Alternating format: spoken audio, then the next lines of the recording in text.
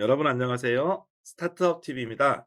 오늘 여러분들께 알려드릴 창업 자금은 관광벤처 사업 공모전입니다. 관광벤처 사업 이름만 들어도 관광 쪽을 지원하는 사업이죠. 어떠한 관광 분야를 지원하고 어떤 지원금을 주는지 함께 한번 알아보도록 하겠습니다. 이 관광벤처 사업은 특이하게도 관광벤처 사업 공모전이라는 이름으로 나옵니다. 그래서 실제로는 아이디어 공모전 같지만 창업 자금입니다. 그래서 창업을 관광벤처 분야로 창업할 때 지원금을 주는 거고요. 지원금 자체가 좀 많이 늘어서 한 최대 한 8천만 원, 경우에 따라서는 1억 정도까지도 지원을 받을 수가 있어서 많은 관광 기업들에게 도움이 될 것 같습니다. 이 사업은 15회나 왔을 거 정도로 아주 역사와 이력이 있는 사업이고, 관광업을 하시는 분들이라면 꼭 알아야 되는 사업에 속합니다. 그래서 금년도 관광벤처 사업은 어떤 특징이 있는지 같이 알아보도록 하겠습니다. 먼저 관광벤처 사업은 문화체육관광부에서 들어가는데요. 다른 사업들에 비해서 관광 쪽 같은 경우는 기술이 숙련도가 낮은 경우도 많이 있죠. 뭐 펜션업 같은 거 하는데 특별히 기술업이 엄청 높지 않을 수도 있잖아요. 그러다 보니까 어떻게 보면은 기술이 저희가 다른 사업들, 특히 예비 창업 패키지나 초비 창업 패키지 이럴 때 얘기했지만 뭔가 초격차나 혁신 기술을 조금 강조했던 것과 달리 뭔가 창의적인 관광 쪽에서 유의미한 아이템을 보유한 분들이라면 충분히 가능하다. 그리고 일반 창업 자금하고 똑같이 성장을 할 수 있는지 여부를 볼 수 있겠습니다. 그래서 관광 벤처 쪽 같은 경우는 관광업이 특색에 맞게 지원을 하기 때문에 어떻게 보면 기술적 문턱이 좀 낮은 게 장점이고요. 크게 세 가지 부분을 똑같이 뽑습니다. 사업자 등록이 없는 예비 창업자 부분, 그리고 3년 미만 기업인 초기 창업자 부분, 그 다음에 마찬가지로 도약 부분. 이 부분은 이제 성장 기업이라고 이렇게 표현을 하고 있습니다. 4년 차 이상요. 이렇게 볼 수 있어요. 한번 보겠습니다.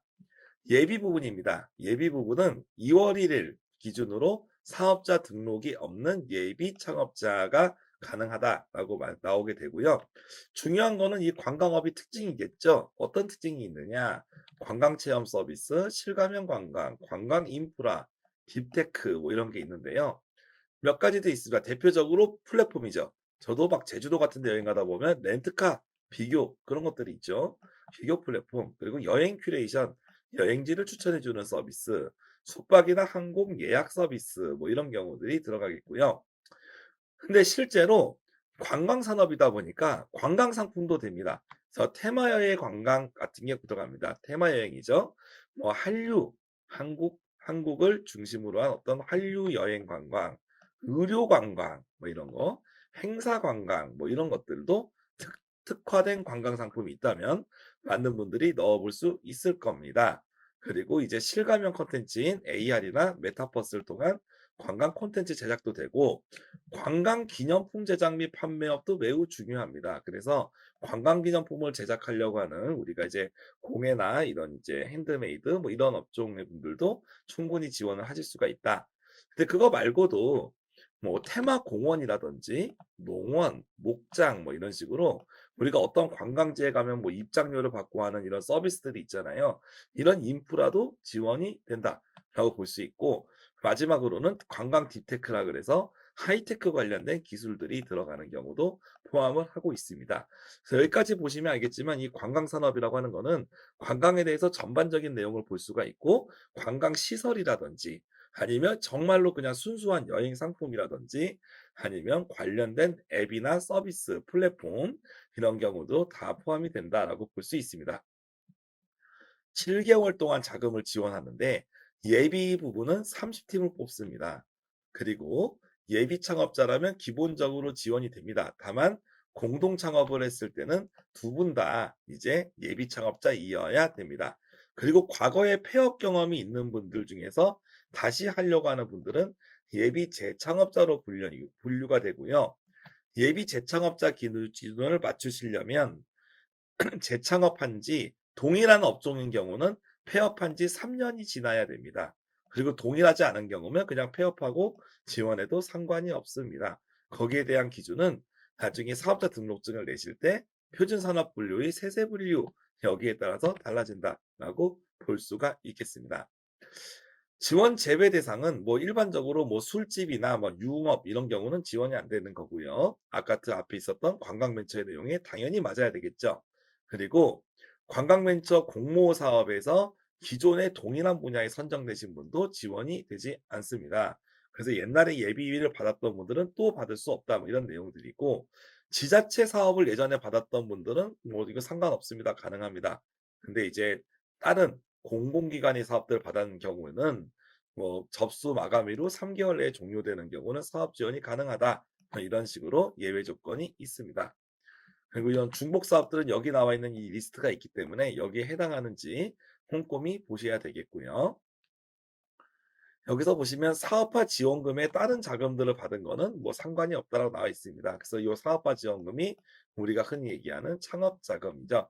그래서 말 그대로 지원금이기 때문에 대출이 아니고 순수하게 지원하는 금액이다라고 말씀을 드릴 수 있습니다. 그리고 이제 지원이 안 되시는 경우 같은 경우가 뭐 어떻게 보면은 기존에 등록된 특허나 남들이 만든 서비스를 가지고 도용해서 하는 경우는 안 됩니다.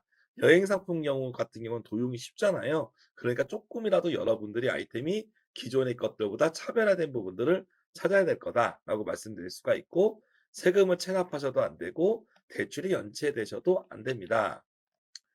그리고 지원 내용을 보시면 최대 7천만 원을 주고 최소 3천만 원을 줍니다.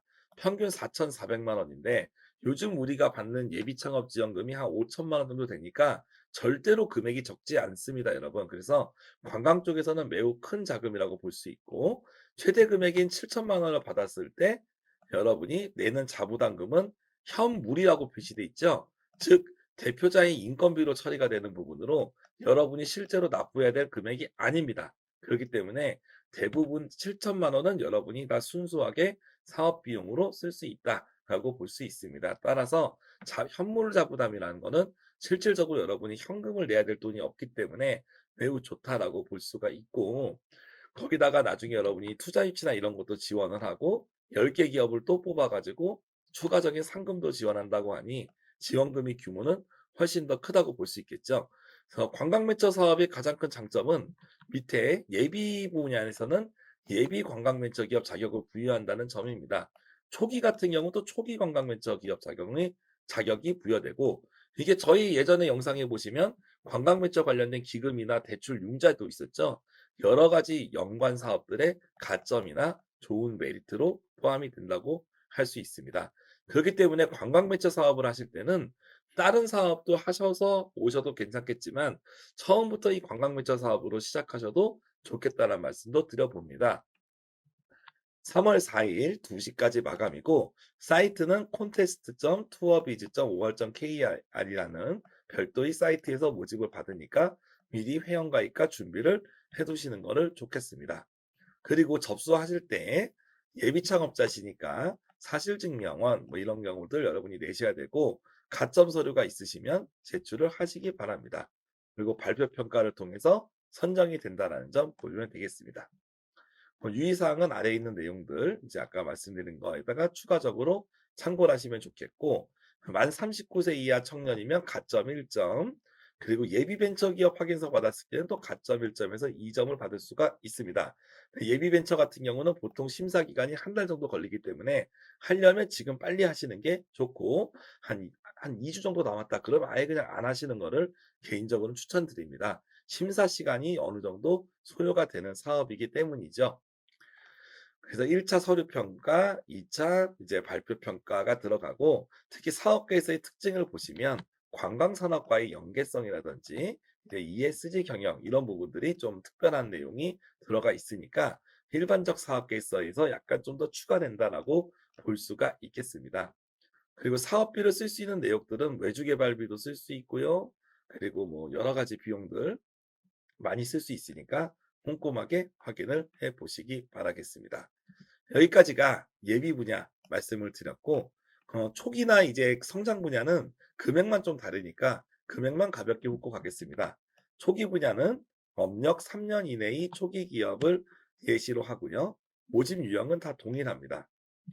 70개 팀을 뽑아서 예비가 30개인데 초기가 70개입니다. 더 많이 뽑고 있습니다.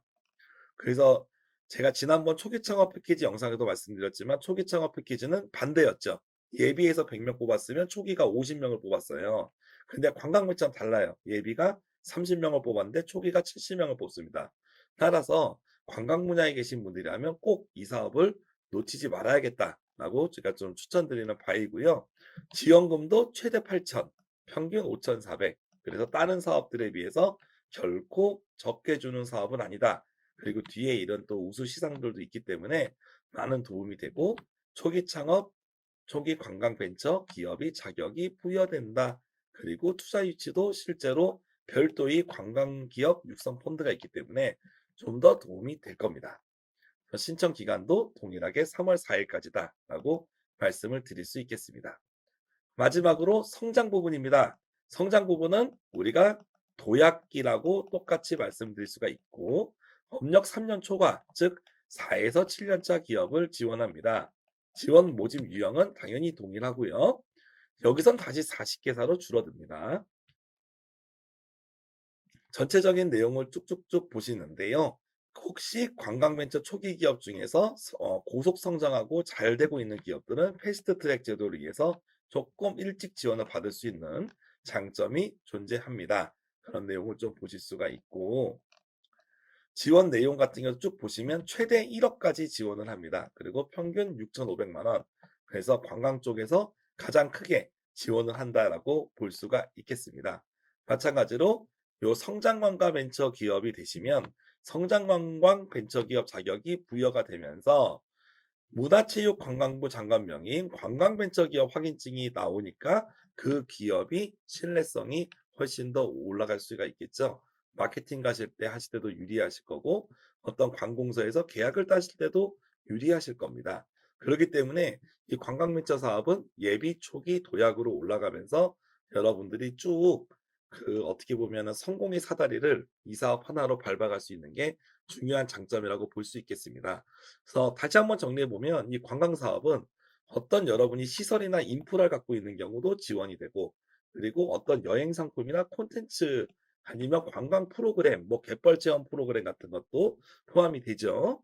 다양한 여행 상품을 만들 때도 도움이 되고 앱이나 플랫폼도 되고 딥테크도 되고 전반적으로 지원 범위가 관광 쪽에서 넓습니다. 그리고 관광 기념품 같은 제조업도 된다는 사실 그런 부분을 좀 보시면 되겠습니다. 중요한 거는 여러분이 이런 아이템을 했을 때 아무래도 기존보다는 뭔가 좀 창의적인 요소가 있어야 되겠고 이 지원을 받았을 때 성장할 수 있는 아이템이어야 되겠죠. 그런 아이템들을 잘 준비하셔서 3월 4일이면 아직 한 달 남았잖아요. 네, 시간도 좋네요. 잘 준비하시고 여러분들이 좋은 결과를 내서 우리나라의 훌륭한 관광벤처 기업이 되셨으면 좋겠습니다. 저는 나중에 또 다른 정보를 가지고 찾아뵙겠습니다. 감사합니다.